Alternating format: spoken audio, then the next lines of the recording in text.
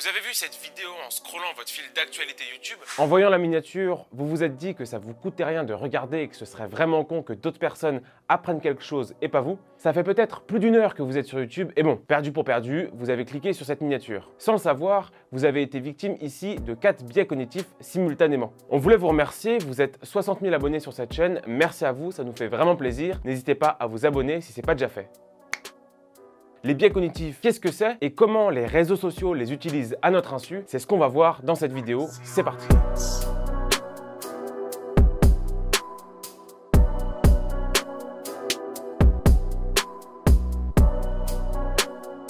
Quand on doit prendre une décision, c'est très difficile de traiter toute l'information intégralement. Le cerveau évacue donc certains calculs avec des raccourcis hérités pour certains de millions d'années d'évolution comme nous allons le voir. Ces raccourcis, c'est les biais cognitifs. Ils vont réduire considérablement le temps qu'on passe à prendre une décision, mais ils sont parfois utilisés à notre insu par les réseaux sociaux notamment. Aujourd'hui, on s'intéresse à 7 biais cognitifs qui vous rendent accro aux réseaux sociaux. Numéro 1, le phénomène de récompense ou l'infinite scrolling. Ce biais cognitif est utilisé par tous les réseaux sociaux qui emploient la méthode du scrolling, donc YouTube, Twitter, Facebook, Instagram ou TikTok. En rapprochant le phénomène du scrollage avec une machine à sous, donc tirer et attendre, ça va déclencher dans notre cerveau une promesse de récompense. En faisant ce geste, les réseaux sociaux suggèrent à notre cerveau que ce qui va ressortir du fil d'actualité a plus d'intérêt que ce que vous avez actuellement. Il est calqué sur la pratique des rouleaux mécaniques des casinos, des machines à sous très addictives. C'est d'ailleurs pour ça que les réseaux sociaux n'intègrent pas la pagination, l'inscription du nombre de pages de scroll que vous avez fait défiler. S'ils le faisaient,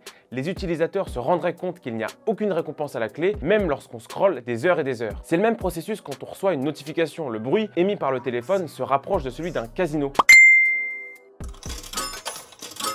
Ça va avoir un effet direct sur le cortex sensoriel et sur notre lobe pariétal qui libère une hormone qui rend accro et en redemande, la dopamine. Le créateur de la fonction Pull to Refresh de Twitter a lui-même reconnu que cette fonctionnalité avait été pensée pour être ultra addictive. D'ailleurs, dans un article du journaliste Austin Garr qu'il a appelé « Pourquoi la fonction Pull to Refresh doit mourir », il explique que les smartphones sont aujourd'hui assez puissants pour se rafraîchir tout seuls, mais que le geste est tellement addictif que les créateurs des réseaux sociaux ont choisi de garder cette fonction. Numéro 2, la boucle de rétroaction sociale. Sean Parker, cofondateur de Facebook, a déclaré « Facebook a été développé pour exploiter la vulnérabilité psychologique de l'être humain. Ça sent clairement pas bon. » La boucle de rétroaction sociale, c'est le fait de liker un contenu pour l'unique raison qu'on likera le vôtre par la suite. C'est le phénomène qui vous pousse à publier un contenu ou à liker celui de vos amis. Ça fait appel à un besoin humain très puissant qui est la validation sociale. Recevoir des likes procure chez l'individu ce qu'on appelle en chimie le couple ocytocine et dopamine, l'hormone du bonheur. Ophir Turel, spécialiste des neurosciences, a étudié les cerveaux d'utilisateurs fréquents de Facebook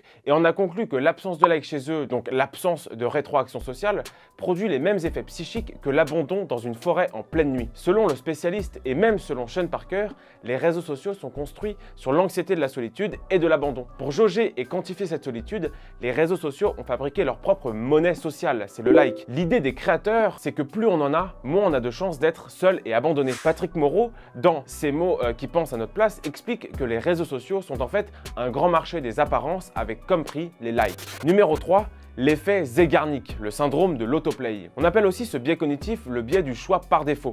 Il est très utilisé par YouTube. Quand une vidéo se termine, vous avez le choix entre en rechercher une autre ou laisser le choix à YouTube de vous conseiller une nouvelle vidéo. Eh bien, notre cerveau aura plus tendance à préférer l'état agréable de la passivité plutôt qu'un choix coûteux en énergie. La psychologue russe Bijuma Zeigarnik explique que ce biais cognitif nous vient de nos ancêtres qui arbitraient en permanence, survie oblige, entre une action coûteuse physiquement et l'inaction qui permettait le repos avant l'effort. YouTube utilise ce biais cognitif pour nous rediriger vers un contenu encore plus engageant grâce à l'intelligence artificielle, le deep learning.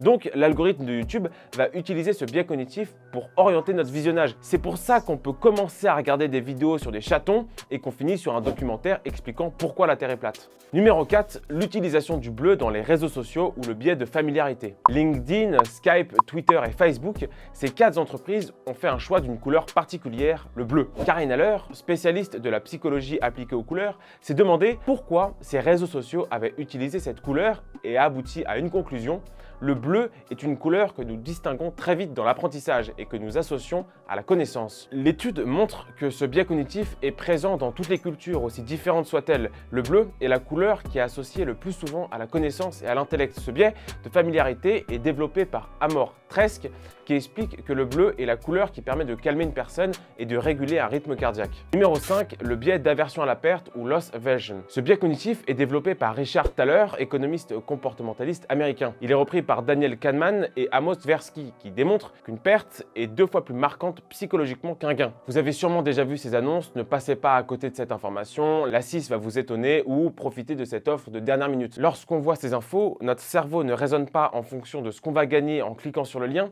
mais sur ce qu'on peut ne pas perdre en cliquant dessus. En gros, pour notre cerveau, on souffre davantage d'une perte que l'on se réjouit d'un gain équivalent. L'économiste comportementaliste Daniel Kahneman explique que l'aversion à la perte est un calcul permanent fait par notre cerveau pour éviter au mieux toutes les douleurs possibles. Numéro 6, le biais des coûts irrécupérables, sunk cost fallacy ou le sophisme du Concorde. Nos décisions présentes vont être influencées par les investissements irrécupérables du passé. Je vous donne un exemple et vous allez très vite voir le lien avec les réseaux sociaux. Vous vous êtes déjà retrouvé en train d'attendre l'ascenseur, parfois de longues minutes. À un moment, vous vous posez la question, je ferais peut-être mieux de monter les escaliers. Mais problème, vous avez déjà perdu plusieurs minutes. Il faut les rentabiliser. On appelle aussi ce biais cognitif le sophisme du Concorde. En gros, les Français avaient investi tellement d'argent dans un avion supersonique qu'au lieu de réduire les coûts et d'arrêter la construction, ils ont investi encore plus d'argent dans le projet, perdu pour perdu. Et bah c'est ça le biais des coûts irrécupérables. Lorsque vous êtes sur les réseaux sociaux, vous pouvez passer des heures et des heures dessus sans vous arrêter. En fait, vous vous dites pareil que celui qui attend l'ascenseur. Il faut rentabiliser son temps passé derrière les écrans. Pour Lennart Strauss,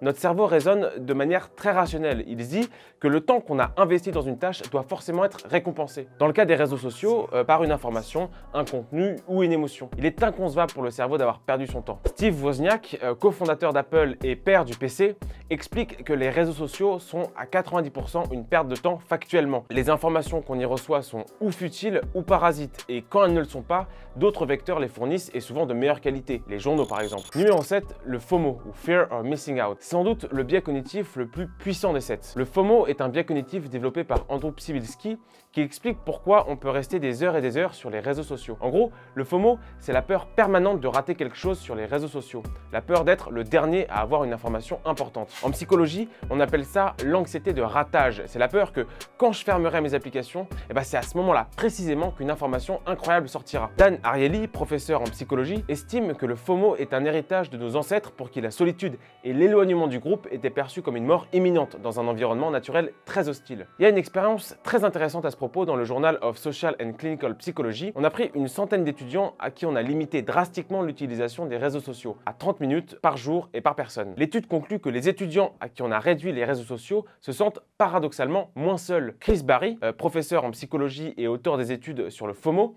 explique que contrairement à ce qu'on croit, les réseaux sociaux ne répondent pas à un besoin existant de sociabilité, mais vont créer une certaine dépendance sociale en affichant plus ou moins de contenu lié à notre personnalité. C'est exactement comme un fumeur qui expliquerait que la cigarette le rend heureux. En fait non, c'est pas la cigarette qui le rend heureux, c'est l'absence de cigarette qui le rend triste. Les réseaux sociaux ne comblent donc que très superficiellement un vide qu'ils ont créé au préalable. Ces biais cognitifs se rapprochent de ce qu'on appelle en économie comportementale les nudges, à savoir l'influence qu'une entreprise peut avoir sur l'individu sans qu'il s'en rende compte. Voilà, c'est tout pour ce débunkage. Merci de l'avoir regardé et moi je vous dis à très vite.